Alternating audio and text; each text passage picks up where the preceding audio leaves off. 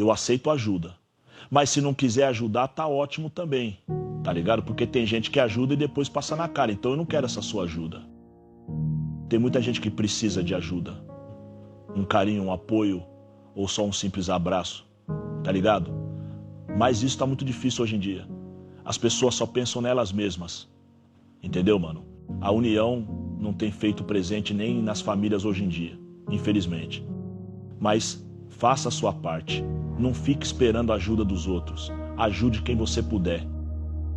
Faça para alguém o que você quer que alguém faça para você. Tenho certeza que Deus vai te abençoar. Mesmo esse mundo não sendo justo, mas Deus é. As pessoas hoje querem ver o próximo pior do que elas. Eu sei que você quer o melhor para você. Mas se alguém conseguiu vencer primeiro, você tem que ficar feliz também.